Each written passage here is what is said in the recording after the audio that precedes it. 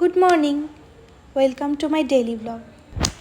ভিডিওটা তোমরা আজ দেখলেও এটা কিন্তু গতকালকের দৃশ্য। অ্যাকচুয়ালি সত্যি বলতে কি আমি একটু অলস হয়ে গিয়েছি। ভিডিও ক্লিপ নেওয়া, এডিট করা এইসব প্রতিদিনই ভেবে রাখি কাল ভিডিও বানাবো, কাল হয়তো ব্লগ করব, কিন্তু সেটা ভেবেই রাখা হয়, করে ওঠার হয় না। আজ আর আলসেমি না করে ভাবলাম তোমাদের সাথে ব্লগটা শেয়ার করি। স্নান করে আমি ডিরেক্ট চলে গেছিলাম রান্নাঘরে আজকে বানাবো চিংড়ি মাছের মালাইকারি। মা প্রথমেই পেঁয়াজ, রসুন, আদা, টক দই সব রেডি করে রেখে দিয়েছিল। আমি শুধু মশলাগুলো তৈরি করে নিয়েছি। তারপর কাটা পেঁয়াজ, আদা, রসুন এগুলো আর ধনে গুঁড়ো, জিরে গুঁড়ো, লঙ্কার গুঁড়ো সব মশলাগুলোকে একসাথে পেস্ট করে নিয়েছি। তারপর আমি চিংড়ি মাছগুলোকে ভালো করে হলুদ, লবণ আর লঙ্কার গুঁড়ো দিয়ে মেখে নিচ্ছি। তোমরা চাইলে মশলা ছাড়াও মেখে নিয়ে ভাজতে পারো। চিংড়ি মাছগুলো ভালো করে মেখে নেওয়ার পর এরপরে আমি কোনো কাঠি, আমি যেরকম টুথপিক ইউজ করেছি, তোমরা যদি চাও এই ধরনের কাঠি যে কোনো গ্রসারির দোকানেই পেয়ে যাবে। এখন একে একে কাঠিগুলো মাছগুলোকে ভেতরে ভরে দেব, তাহলে মাছগুলো দেখতেও সুন্দর লাগবে ভাজার পর, আর ভেঙে যাওয়ারও ভয় থাকবে না।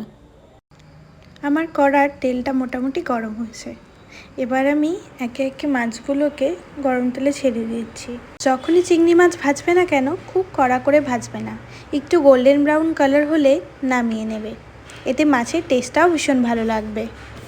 দেখো মাছগুলো একটা সাইড ফ্রাই হয়ে গেছে। এখন আমি মাছগুলো আস্তে আস্তে উল্টে দেব, যাতে মাছের দুদিকই ভালো করে ফ্রাই হয়।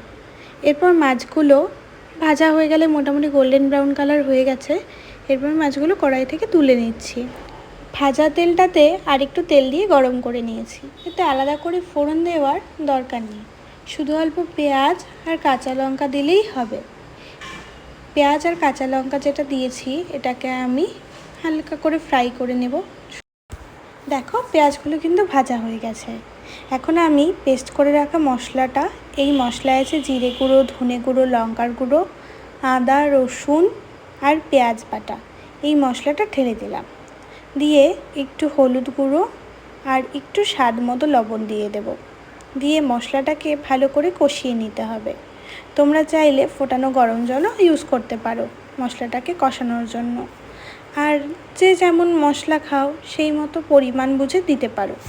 আর চিংড়ি হলে গ্রেভিটা একটু বেশি বানানোরই চেষ্টা করি, কারণ আমরা সবাই এটা ভীষণ ভালোবাসি খেতে।